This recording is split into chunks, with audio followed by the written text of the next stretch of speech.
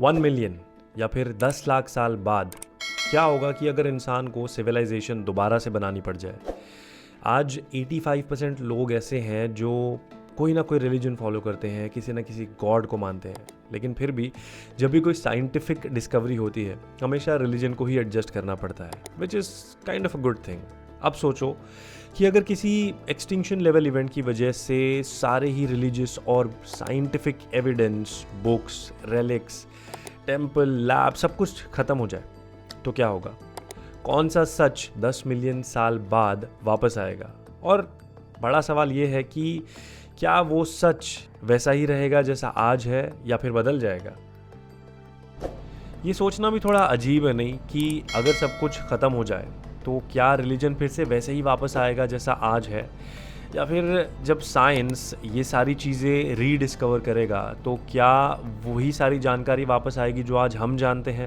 Imagine करो एक नई सिविलाइजेशन जहाँ पर ना कुरान है, ना बाइबल है, ना न्यूटन के लॉ, ना आइंस्टाइन की थियरीज।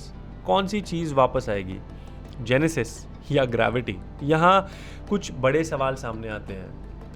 क्या रिलीजन बिना किसी रेफरेंस के, बिना किसी एविडेंस के इतने साल सरवाइव कर पाएगा? क्या लाखों साल बाद भी इंसान दिन में 5 बार नमाज पढ़ेगा?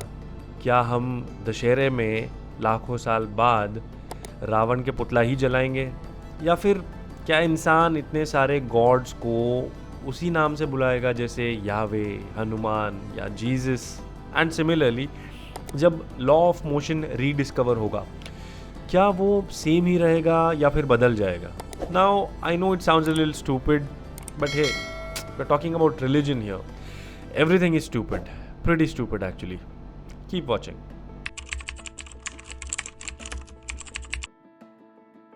वैसे तो रिलीजन को पत्थर की लकीर माना जाता है कि हमारा धर्म और भगवान यूनिवर्सल ट्रुथ है और ये कभी नहीं बदलते. लेकिन अगर ध्यान से देखो तो रिलीजन का सिर्फ एक ही रूल है कि ये कभी सेम नहीं रहता.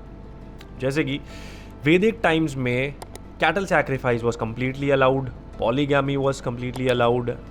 इनफैक्ट इवन द वर्ण यानी कास्ट सिस्टम जो था वो किसी के नॉलेज से डिसाइड किया जाता था, ना कि बर्थ से. एंड लोग अपना कास्ट बदल भी सकते थे.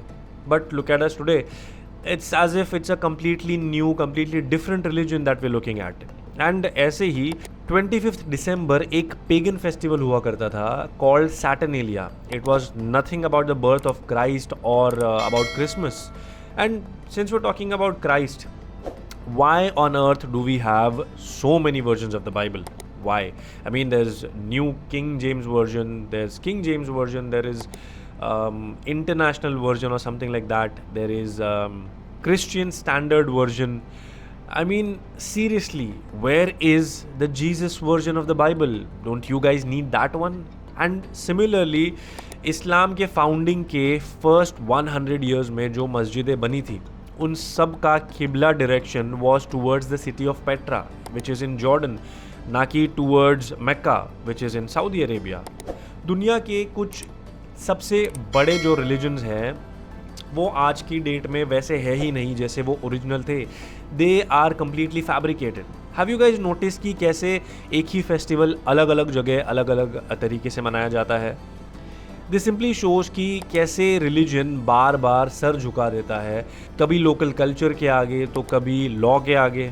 माई पॉइंट इज़ कि रिलीजन खुद को कुछ हज़ार साल भी कंसिस्टेंट और ओरिजिनल नहीं रख पाया. And here we are talking about like a million years into the future.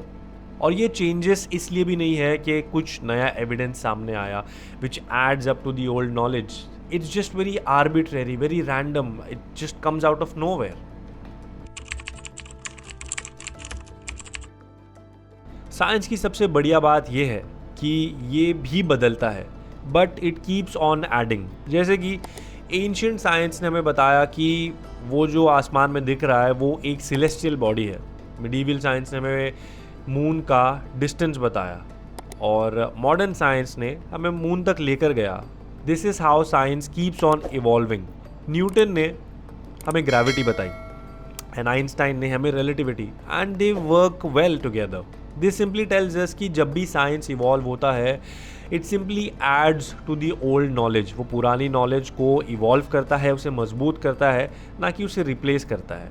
क्या आपके साथ कभी ऐसा हुआ है कि आपने स्कूल में कोई कॉन्सेप्ट पढ़ा था और वो गलत निकला, लेकिन बाद में उसको रेक्टिफाई कर दिया गया?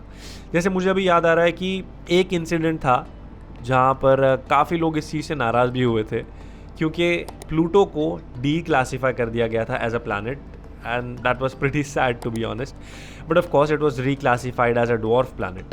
Now coming to the big question, क्या साइंस 10 लाख साल सरवाइव कर पाएगा? सोच के देखो कि अगर आप कोई एक्सपेरिमेंट दोबारा से करो तो क्या आपको सेम रिजल्ट्स मिलेंगे या फिर अलग? अगर सारे साइंटिफिक पेपर्स डिस्ट्रॉय हो जाए तब भी क्या ग्रेविटी, फायर, डीएनए ये सब रीडिस्कवर हो सकता है? अगर आपका जवाब हाँ है तो बताना ज़रूर, why do you think so? वैसे यहाँ तक अगर वीडियो देख ली है तो आई एम श्योर कि you already know the answer, but if not तो सोच के देखो कि अगर सारे ही साइंटिफिक और रिलीजियस एविडेंस अगर ख़त्म हो जाए तो क्या वापस आएगा? साइंस डेफिनेटली पॉसिबल है कि फिर से कोई झाड़ से एप्पल गिरता हुआ दिखेगा। बिल्कुल पॉसिबल है कि फिर से कोई पत्थर घिसकर आग जलाएगा। डेफिनेटली ये पॉसिबल है कि फिर से कोई डीएनए का स्ट्रक्चर समझेगा। ये सब दोबारा होगा, इसकी 100% गारंटी है, क्योंकि ये सारे नेचर के नियम है, ये प्रकृति के लॉ है। ये नियम कोई इंसानों ने नहीं बनाए हैं। Religion on the other hand, कौन से रिचुअल्स वापस आएंगे? इस बार कितने गॉड्स बनेंगे? क्या रामायण, महाभारत फिर से लिखी जाएगी? क्या इस्लाम के प्रॉफिट्स फिर से वापस आएंगे और इंसानों को मैसेज देंगे? अगर आपके अंदर थोड़ी सी भी रैशनैलिटी बाकी है तो आपको ये अच्छे से पता है कि ये सब दोबारा फिर से कभी नहीं होने वाला है। इतिहास इस बात का गवाह है कि रिलीजन हर ज़माने में बदलता है, कभी पावर के लिए, तो कभी पॉलिटिक्स के लिए, तो कभी किसी कल्चर के लिए। हाँ, लेकिन कभी सच के लिए नहीं बदला है। लेकिन साइंस इवॉल्व करता है एविडेंस की वजह से। ये पुराने रूल्स को अपडेट करता है और मजबूत करता है। साइंटिफिक एक्सपेरिमेंट्स हर जगह हर टाइम सेम ही निकलेंगे, वो सारे सेम ही रिजल्ट्स देंगे। Religion on the other hand her time पर अलग ही निकलेगा। सारी स्टोरीज, सारे रिचुअल्स, सब कुछ अलग होंगे। एंड पर्सनली मेरे लिए टॉपिक काफ़ी ज़्यादा इंटरेस्टिंग रहा है। बड़ा मज़ा आया मुझे इस बारे में बात करके। एंड मुझे सच में जानना है कि आप लोगों के क्या थॉट्स हैं। क्या आपको लगता है कि 10 लाख साल बाद भी रिलीजन जैसा आज है वैसा ही वापस आएगा या फिर कुछ और? साइंस और रिलीजन एक ही कॉइन के दो साइड्स नहीं है, बिकॉज साइंस एविडेंस बेस्ड है, वो आपको प्रूफ देता है, साइंस सच है।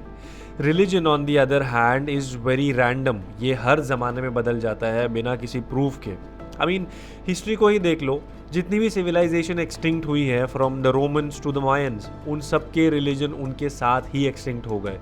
Science on the other hand has survived. And with that, video अगर पसंद आया है तो thank you so much. Video अगर समझ आया है तो डू लाइक, एंड काफ़ी सारे सिमिलर टॉपिक्स आने वाले हैं तो सब्सक्राइब करना। And thank you so much for watching.